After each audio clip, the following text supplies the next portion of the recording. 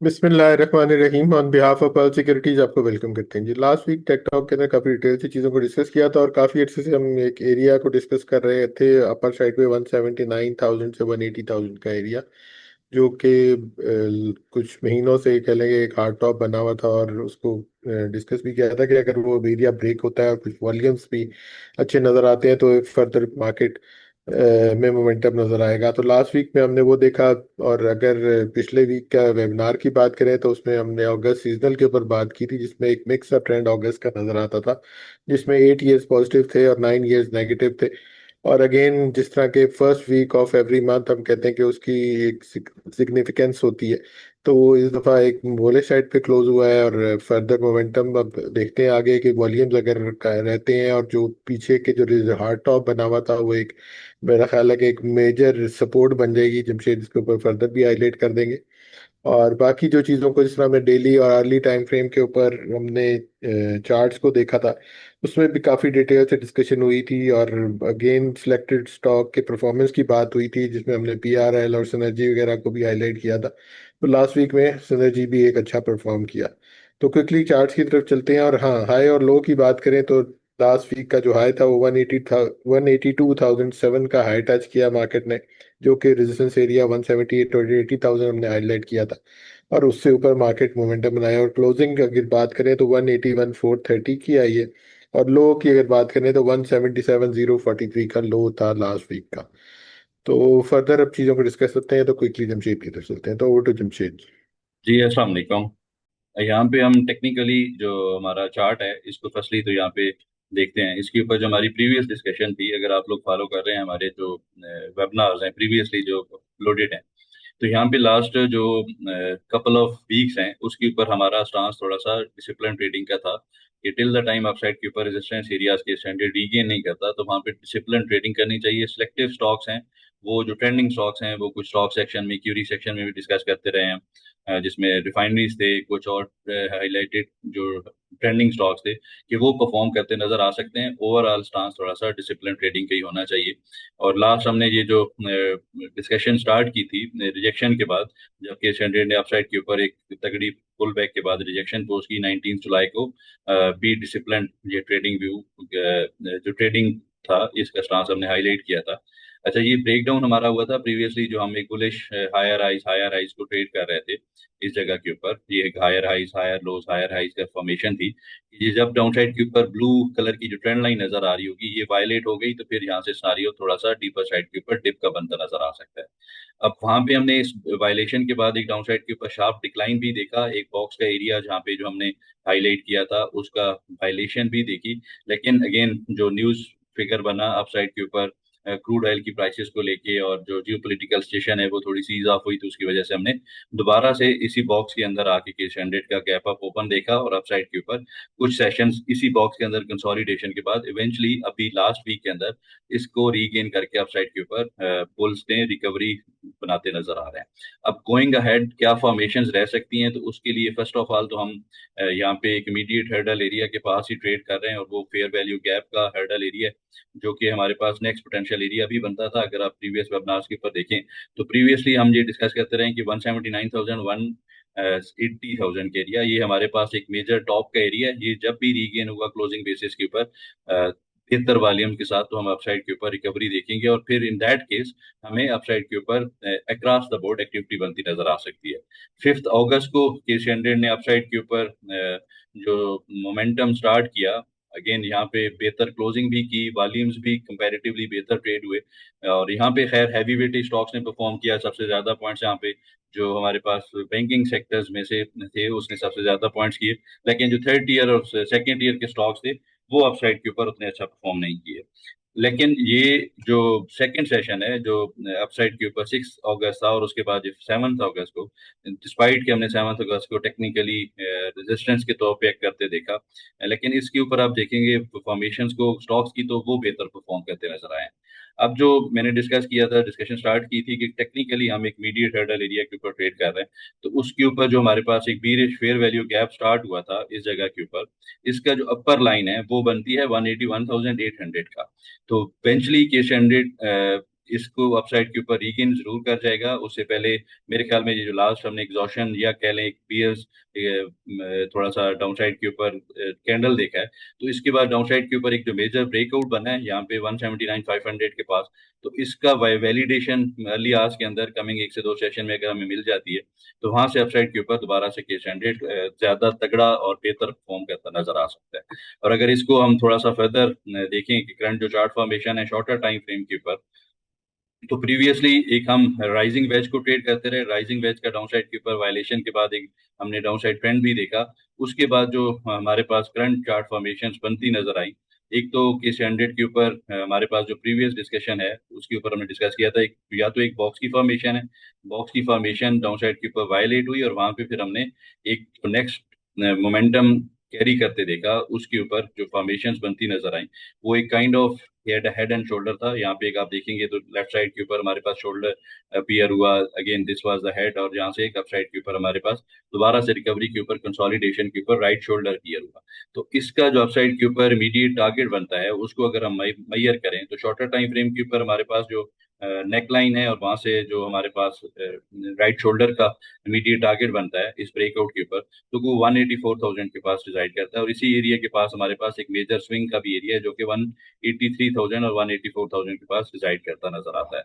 तो ये हमारा एक पोटेंशियल नेक्स्ट टारगेट कह लें या फिर एक पोटेंशियल रेजिस्टेंस एरिया के तौर पे एरिया नेक्स्ट करते नजर आ सकते हैं। और दोबारा से अगर हम थोड़ा सा इसको एक्सटेंडेड टारगेट की तरफ देखें, जो करंट चार्ट फॉर्मेशन का अपसाइड के ऊपर ब्रेकआउट हुआ है, तो उसके लिए हमारे पास एक जो नेक लाइन है और वहां से जो डाउन साइड के ऊपर हम एक सपोजिटली जो हेड फॉर्मेशन बन रही है, यहाँ पे 169,000 के पास जो लो बना है, तो इसको अप साइड के ऊपर आप प्रोजेक्ट करेंगे तो हमारे पास जो प्रीवियसली हाई बने हैं अराउंड 189,000 188,000 के, तो उसकी तरफ हमारे पास ये प्रोजेक्शंस अपीयर होती नजर आती है। तो अब इसको ट्रेड करने के लिए, क्योंकि अभी तक हम जो नेक्स्ट एक मूव है जो कि डेली टाइम फ्रेम के ऊपर हम जाके आगे साइड्स के ऊपर भी देखते हैं, उसको रीगेन करना काफी जरूरी है बुल्स के लिए, जो कि हमारे पास प्रीवियस हाइज हैं, टू रिकम द एक तगड़ा बुलिश मोमेंटम या अपसाइड के ऊपर हमारे पास एक जो है क्रॉस द बोर्ड एक्टिविटी जहाँ पे दोबारा से स्टार्ट होती नजर आ सकती है। तो उसके लिए हमारे पास जो इमीडिएट हर्डल एरियाज अपीयर होते नजर आते हैं वीकली टाइम फ्रेम के ऊपर, वो इमीडिएट फेयर वैल्यू गैप का एरिया है वो 184,000 के पास डिसाइड करता है, जो कि हमारे पास यहाँ पे 6 फेब 2026 को आके अपीयर हुआ। तो ये एरिया देखने का होगा कि यहाँ पे केस हंड्रेड की फॉर्मेशंस को या फिर बुल्स कैसे परफॉर्म करते नजर आते हैं। तो गोइंग अहेड मेरे ख्याल में 1 से 2 सेशन काफी इंपॉर्टेंट होंगे, वोलेटाइल रहेंगे। और यहाँ पे जो एक चीज और डिस्कस करने की है कि जो हमने लास्ट वीक के अंदर अगस्त सीजनल्स को डिस्कस किया था, डिस्पाइट कि हम वीक ओवर वीक बेसिस के ऊपर हम देखें तो हमारे पास जो करंट क्लोजिंग है वो अप्रोक्सीमेटली 5,000 पॉइंट्स अपसाइड के ऊपर केस हंड्रेड क्लोज किया, और कुछ 3% ये क्लोजिंग बनती है ग्रीन साइड के ऊपर। तो जो कन्वेंशनली केस हंड्रेड का फर्स्ट वीक एक अच्छा मोमेंटम अपसाइड के ऊपर हाईलाइट हुआ है, लेकिन मेरे ख्याल में स्टिल हमारे पास जो न्यूज ड्रिवन सेंटीमेंट है वो ज्यादा एक्टिव रहेगा थ्रू आउट द मंथ अगस्त के अंदर। एक तो हमारे पास यहाँ पे मोस्ट ऑफ द स्टॉक्स के हमारे पास रिजल्ट्स पोस्ट होने हैं, तो सेक्टर वाइज या रिजल्ट वाइज परफॉर्मेंस को थोड़ा सा विजिलेंट रहना चाहिए। और उसके बाद जो हमारे पास जो न्यूज फिगर रहेगा वो ज्यादा इंपॉर्टेंट चीज होगी, वो क्रूड ऑयल या फिर जो जियोपॉलिटिकल सिचुएशन है कि वो कैसे इमर्ज होती है फर्दर यहाँ से आगे। तो इमीडिएट बेसिस के ऊपर दो के हम अपसाइड के ऊपर एक मेजर रेजिस्टेंस एरिया को रीगेन कर चुके हैं और एक इनिशियली ब्रेकआउट भी बनता नजर आया है, लेकिन हमारे पास जो bearish fair value gap immediate basis के ऊपर बना हुआ है यहाँ पे, तो उसका जो अपर अपर एरिया है उसको हमने रीगेन करना जरूरी है, जो कि लाइकली है, पॉसिबल है कि स्टैंडर्ड अपसाइड के ऊपर अगेन ओपनिंग के ऊपर इसको ट्राई करे तो 188,900 या 180 सॉरी 181,900 या 82,000 से अपसाइड के ऊपर आवरली टाइम फ्रेम के ऊपर ट्रेड करता है, तो वहां से अपसाइड के ऊपर इनिशियली 183,500 का एरिया एक्सपेंड होता नजर आ सकता है। और अगेन जो फर्दर एक्सपेंशन की बात करें तो वो 186,600 और 188,000 की तरफ भी के स्टैंडर्ड यहाँ से मूव करता नजर आ सकता है। इस चीज को अगेन ये सारा सिनारियो एक बुलिश फॉर्मेशन को जो हमने डिस्कस किया है उसको हाईलाइट करता है, लेकिन इसके अगेंस्ट जो अगर हम देखें तो फिलहाल के लिए जो रिसेंट हमारे पास ये लेग है इस जगह के ऊपर अगर हम देखेंगे, तो एक हमारे पास ये फॉर्मेशन थी, यहाँ पे एक कंसोलिडेशन बनी और इसके बाद अपसाइड के ऊपर ब्रेकआउट बना और उसके ऊपर अपने परफॉर्मेंस देखी।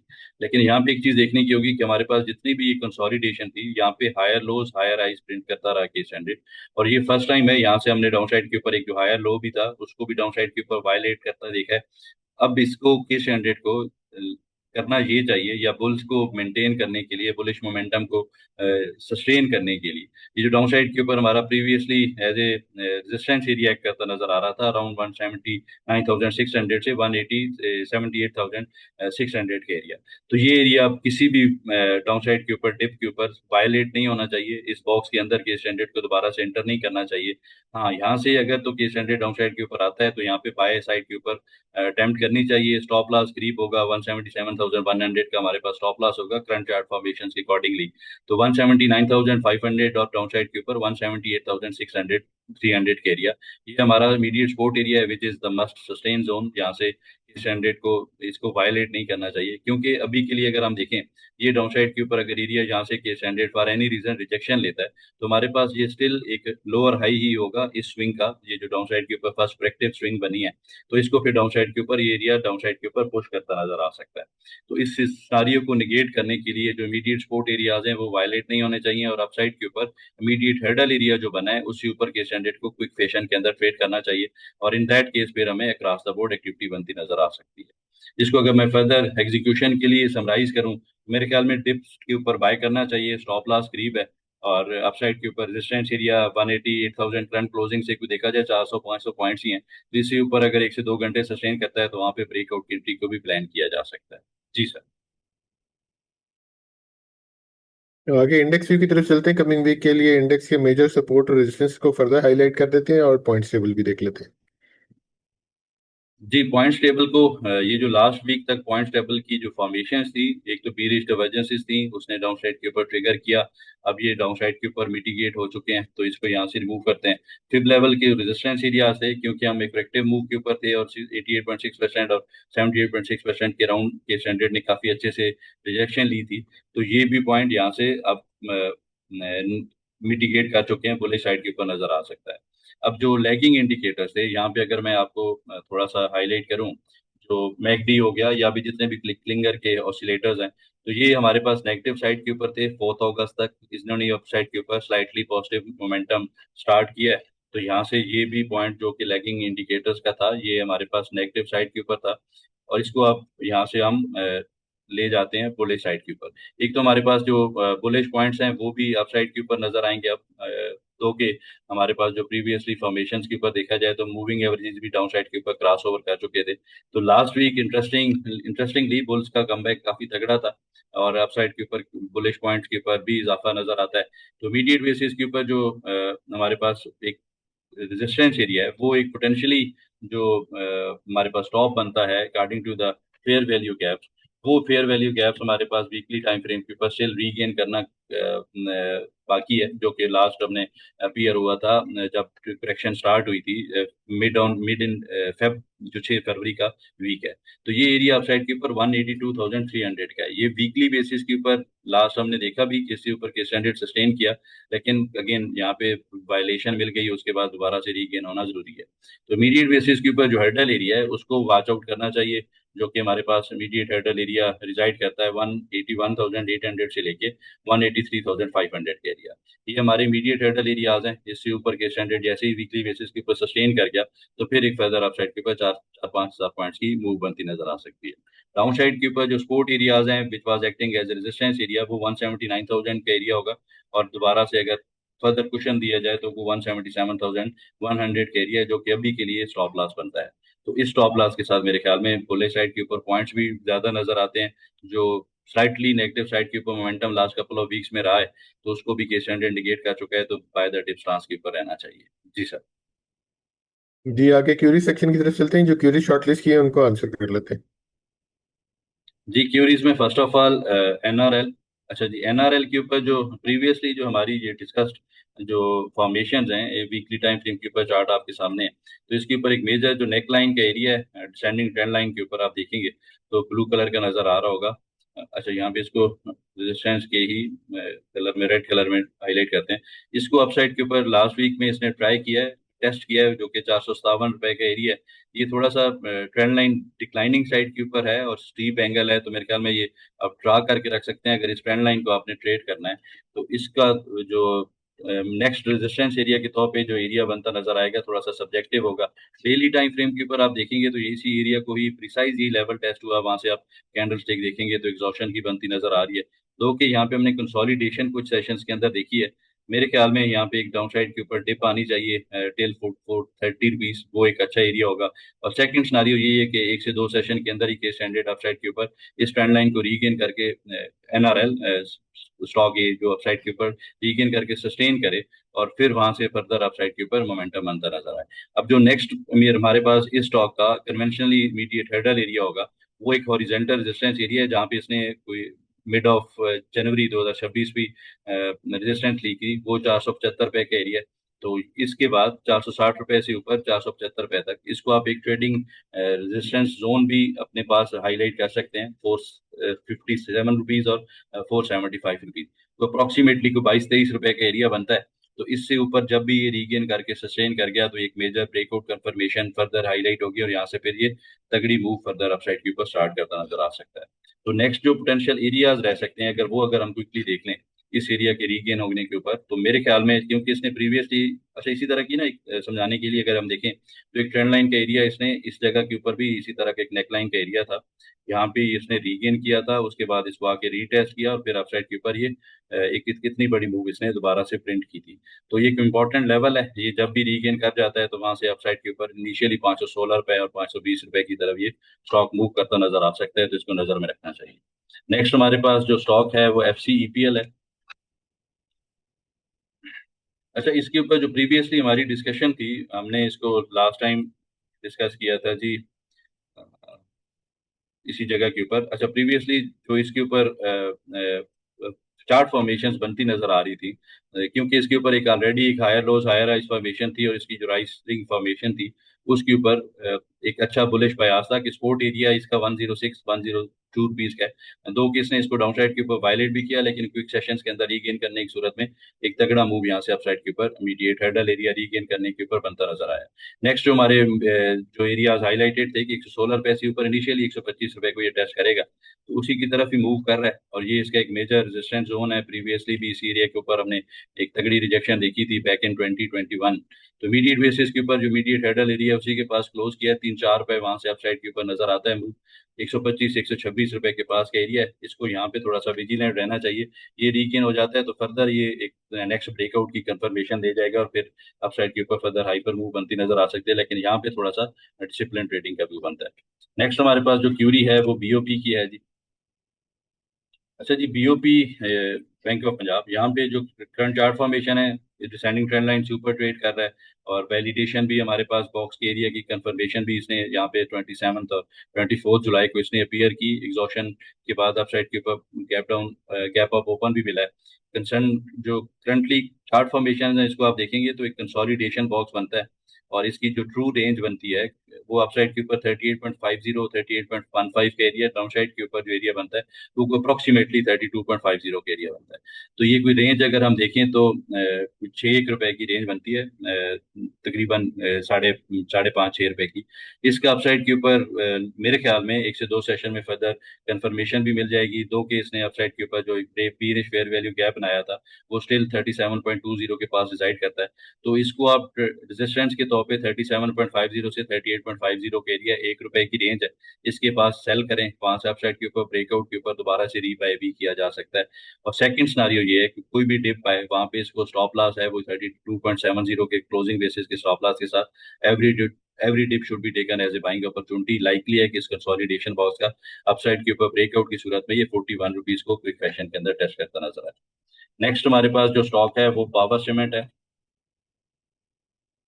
अच्छा जी, पावर सीमेंट के ऊपर जो करंट चार्ट फॉर्मेशन हैं, एक तगड़ा बुलिश मोमेंटम हाईलाइट हो रहा है। इमीडिएट हर्डल एरिया 23 रुपये 90 पैसे से 24 रुपये 30 पैसे का एरिया है। ये एरिया देखना चाहिए, एक से दो सेशन में अगर ये रीगेन करता है तो ये इसको भी मेरे ख्याल में फर्दर होल्ड किया जा सकता है। डिप के ऊपर ये भी एक अच्छी बाइंग अपॉर्चुनिटी बनती नजर आ सकती है।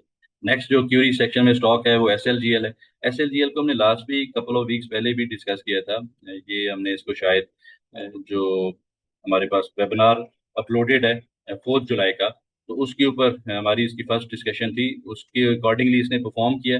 अपसाइड के ऊपर एक अच्छा ब्रेकआउट भी बनता नजर आया वीक और वीक बेसिस के ऊपर। तो मेरे ख्याल में इसको जरूर बाय करना चाहिए। डिप के ऊपर भी बाय किया जा सकता है, वीकनेस के ऊपर भी, करंट मार्केट प्राइस के ऊपर भी।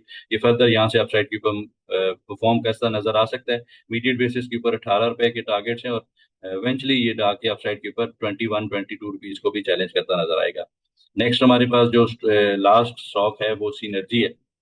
अच्छा, one of the out performers, इसको हमने इस इनिशियल ब्रेकआउट के ऊपर क्लाइंट्स के साथ भी और आप लोगों के साथ भी वेबिनार के ऊपर ऑफ एंड ऑन काफ़ी दफ़ा डिस्कस किया। और इसके ऊपर ओवरऑल हम काफ़ी अरसे से बुलिश थे, जब इसके अंदर एक कंसोलिडेशन हमने स्पॉट की थी। एक मेजर जो कंसोलिडेशन का बॉक्स हमने इसके ऊपर हाईलाइट किया था, ये एरिया था। अच्छा जी, यहाँ पे 12 रुपये 30 पैसे से लेके 13.5 रुपये इसके कन्वेंशनल रेजिस्टेंस एरियाज हैं। लेकिन मेरे ख्याल में ये स्टिल बुलिश है, इसको भी अपसाइड के ऊपर ब्रेकआउट करता नजर आ सकता है। अगर इसको हम देखें मंथ के चार्ट के ऊपर, तो ये still under valued in terms of technical analysis ये फिलहाल नजर आता है। इसको हम अगर जो चार्ट को क्लीन करें, तो इसके ऊपर जो मंथ ओवर मंथ बेसिस के ऊपर जो हमने इससे वीकली बेसिस के ऊपर, ये एक हमारा कंसोलिडेशन का एरिया था। तो इसी तरह इसके बॉक्स को अगर हम देखें, तो ये काइंड ऑफ ये एक एरिया बनता है। इसकी ट्रू रेंज थी, इसने डाउन साइड के ऊपर कैपेचुलेट काफी मंथ्स किया है, डाउन साइड के ऊपर ट्रेड किया है। ये 13.5 रुपए का जो एरिया है, ये इसका एक मेजर ब्रेकआउट एरिया, और जब भी ये रीगेन कर गया, तो इसके अंदर जो नेक्स्ट मूव होगी वो पॉसिबल है कि इससे भी हाइपर मूव अपसाइड के ऊपर हम विटनेस करें। और वो अगेन उसके टारगेट्स फिर तब इंशाल्लाह आपके साथ हाईलाइट भी करेंगे। जी सर। इस वीक के लिए इतना, इंशाल्लाह नेक्स्ट वीक दोबारा मुलाकात होती, तब तक के लिए अल्लाह हाफिज and thank you very much.